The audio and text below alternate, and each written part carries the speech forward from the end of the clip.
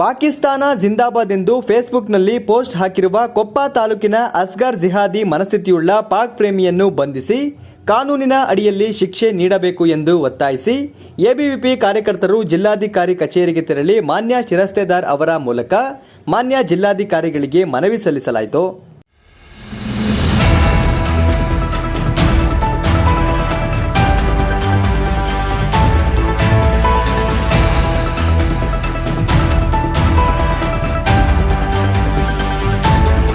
ಬಳಿಕ ಮಾತನಾಡಿದ ಎಬಿವಿಪಿ ನಗರ ಕಾರ್ಯದರ್ಶಿ ರಾಕೇಶ್ ಮರಡಿ ಅವರು, ದೇಶದ ಕಾನೂನು ಸುವ್ಯವಸ್ಥೆಯನ್ನು ಹಾಳು ಮಾಡುವ ಪ್ರಯತ್ನ ಹಾಗೂ ಸಾಮಾಜಿಕ ಸಾಮರಸ್ಯದ ಜೀವನವನ್ನು ಕೆದಕಲಿಕ್ಕೆ ಮಾಡಿರುವ ಈ ಹೇಯ ಕೃತ್ಯವನ್ನು ವಿದ್ಯಾರ್ಥಿ ಪರಿಷತ್ ತೀವ್ರವಾಗಿ ಖಂಡಿಸುತ್ತದೆ ಮತ್ತು ತನ್ನ ತೀವ್ರ ಪ್ರತಿಭಟನೆಯನ್ನು ವ್ಯಕ್ತಪಡಿಸುತ್ತದೆ.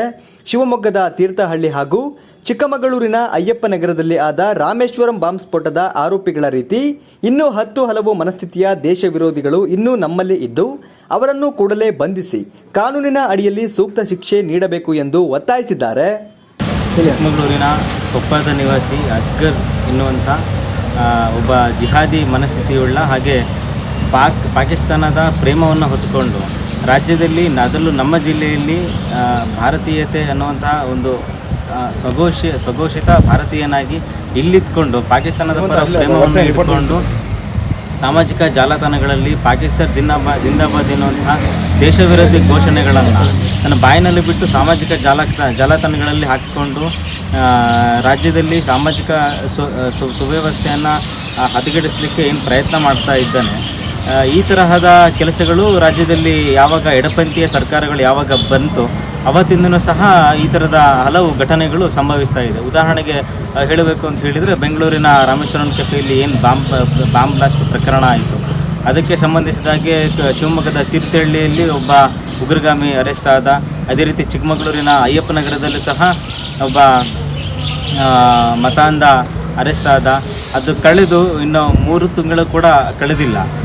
ಅದಾಗಲೇ ಚಿಕ್ಕಮಗಳೂರಿನ ಕೊಪ್ಪದಲ್ಲಿ ಅಸ್ಗರ್ ಎನ್ನುವಂಥ ಒಬ್ಬ ಉಗ್ರಗಾಮಿ ಮನಸ್ಥಿತಿಯುಳ್ಳ ಪಾಕಿಸ್ತಾನದ ಪ್ರೇಮಿ, ದೇಶ ವಿರೋಧಿ, ಹಾಗೆ ದೇಶದಲ್ಲಿ ಇರಲಿಕ್ಕೆ ಅವನು ನಾಲಾಯಕ, ಆ ತರಹದ ಒಬ್ಬ ಉಗ್ರ ಮನಸ್ಥಿತಿಯುಳ್ಳಂತಹ ಅಸ್ಗರ್ ಎನ್ನುವಂತಹ ಒಬ್ಬ ಮತಾಂಧ ಇಂದು ಸಾಮಾಜಿಕ ಜಾಲತಾಣಗಳಲ್ಲಿ ಪಾಕಿಸ್ತಾನ ಜಿಂದಾಬಾದ್ ಎನ್ನುವಂತಹ ಘೋಷಣೆಗಳನ್ನು ಕೂಗ್ಕೊಂಡು ದೇಶ ವಿರೋಧ ಚಟುವಟಿಕೆಗಳನ್ನ ಮಾಡಿಕೊಂಡು ಇಲ್ಲಿ ಗಲಭೆಗಳನ್ನು ಎಬ್ಬಿಸಲಿಕ್ಕೆ ಪ್ರಯತ್ನವನ್ನು ಪಡ್ತಾ ಇದ್ದಾನೆ.